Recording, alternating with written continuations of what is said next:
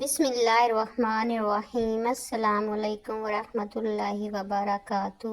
الحمد للہ رب العالمین والصلاة والسلام علی سید المرسلین۔ عام الفیل کا وہ عظیم واقعہ گزر چکا تھا۔ اللہ تعالیٰ نے ابرہہ کے لشکر کو تباہ کر کے اپنے گھر خانہ کعبہ کی حفاظت فرمائی۔ اب وہ مبارک گھڑی قریب آ چکی تھی جس کا انتظار انبیاء کرام علیہ السلام، اللہ کے نیک بندے اور اہل ایمان صدیوں سے کر رہے تھے۔ بالآخر مکہ مکرمہ کی سرزمین پر حضرت آمنہ رضی اللہ تعالیٰ عنہا کے گھر وہ عظیم ہستی دنیا میں تشریف لائیں جنہیں اللہ تعالیٰ نے رحمت العالمین بنا کر بھیجا تھا۔ رسول اللہ صلی اللہ علیہ وآلہ وسلم کی ولادت عام الفیل میں ہوئی۔ اکثر سیرت نگاروں کے نزدیک آپ صلی اللہ علیہ وآلہ وسلم کی ولادت ربیع الاول کے مہینے میں پیر کے دن ہوئی۔ البتہ ربیع الاول کی تاریخ کے بارے میں اہل علم کے درمیان مختلف آراء پائی جاتی ہیں۔ بعض نے 8 ربیع الاول، بعض نے 9 اور بعض نے 12 ربیع الاول بیان کی ہے۔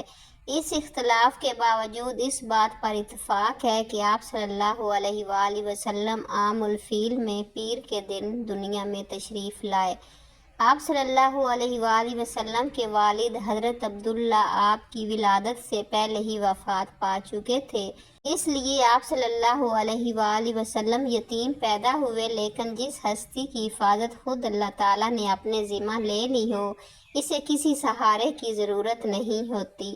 جب حضرت عبدالمطلب کو اپنے پوتے کی ولادت کی خوشخبری ملی تو وہ خوشی سے حضرت آمنہ رضی اللہ تعالیٰ عنہا کے گھر پہنچے۔ انہوں نے نومولود بچے کو اپنی آغوش میں لیا اور خانہ کعبہ لے گئے، وہاں اللہ تعالیٰ کا شکر ادا کیا، دعا مانگی اور پھر اس مبارک بچے کا نام محمد رکھا۔ قریش کے لوگوں نے حیرت سے پوچھا، آپ نے اپنے خاندان کے رائج ناموں کے بجائے محمد نام کیوں رکھا؟ حضرت عبدالمطلب نے جواب دیا، میں چاہتا ہوں کہ اس بچے کی تعریف آسمان والے بھی کریں اور زمین والے بھی۔ اللہ تعالیٰ نے یہ دعا اس شان سے قبول فرمائی کہ آج دنیا کے ہر کونے میں ہر لمحہ حضرت محمد صلی اللہ علیہ وآلہ وسلم کا نام محبت، عقیدت اور درود و سلام کے ساتھ لیا جاتا ہے۔ چند دن بعد عرب کی قدیم روایت کے مطابق مکہ کے معزز خاندان اپنے بچوں کو صحرا میں رہنے والی دایاؤں کے سپرد کرتے تھے تاکہ بچے خالص عربی زبان سیکھیں، صحت مند ماحول میں پرورش پائیں اور مضبوط جسم اور جان کے مالک بنیں۔ اس مقصد کے لیے قبیلہ بنو سعد کی چند خواتین مکہ آئیں تاکہ کسی بچے کو دودھ پلانے اور پرورش کی ذمہ داری لے سکیں۔ ان میں حضرت حلیمہ سعدیہ رضی اللہ تعالیٰ عنہا بھی شامل تھیں۔ ان کے پاس ایک کمزور اونٹنی تھی جو دودھ نہیں دیتی تھی، ایک دبلی پتلی تھی جو قافلے سے پیچھے رہ جاتی تھی اور ان کے گھر میں تنگ دستی تھی۔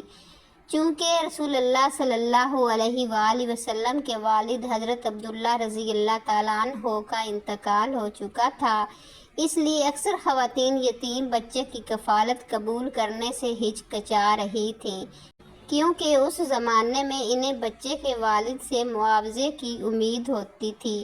حضرت حلیمہ سعدیہ رضی اللہ تعالیٰ عنہا بھی پہلے آگے بڑھ گئیں، لیکن جب واپسی کا وقت آیا اور انہیں کوئی دوسرا بچہ نہ ملا تو انہوں نے اپنے شوہر سے کہا، اللہ کی قسم میں خالی ہاتھ واپس جانا پسند نہیں کرتی، بہتر ہے کہ اسی یتیم بچے کو لے چلیں، شاید اللہ تعالیٰ اسی میں ہمارے لیے برکت رکھ دے۔ ان کے شوہر نے فرمایا، ضرور ایسا ہی کرو، امید ہے اللہ تعالیٰ اسی بچے کی وجہ سے ہمیں برکت عطا فرمائے گا۔ حضرت حلیمہ سعدیہ رضی اللہ تعالیٰ عنہا نے رسول اللہ صلی اللہ علیہ وآلہ وسلم کو اپنی آغوش میں لیا اور اپنے ساتھ لے چلی۔ سیرت کی روایات کے مطابق اسی وقت سے اللہ تعالیٰ کی برکتوں کا ظہور شروع ہو گیا۔ ان کی سواری جو سب سے پیچھے رہتی تھی تیز چلنے لگی، ان کی اونٹنی نے دودھ دینا شروع کر دیا اور ان کے گھر میں رزق و برکت آ گئی۔ قبیلہ بنو سعد پہنچنے کے بعد بھی یہ برکتیں مسلسل بڑھتی رہیں۔ یہ سب اللہ تعالیٰ کی قدرت کی نشانیاں تھیں اور اپنے آخری نبی حضرت محمد صلی اللہ علیہ وآلہ وسلم کے خصوصی مقام کی ابتدائی جھلک تھی۔ انشاءاللہ اگلی قسط میں حضرت علیمہ رضی اللہ تعالیٰ عنہ کے گھر میں آنے والی مزید برکتوں اور شق صدر کے مبارک واقعہ کا ذکر کریں گے۔ اگر آپ کو ہماری یہ ویڈیو اچھی لگے تو اس کو سبسکرائب، شیئر اینڈ لائک ضرور کیجیے گا اور ہمیں اپنی دعاؤں میں یاد رکھیے گا۔ السلام علیکم ورحمۃ اللہ وبرکاتہ۔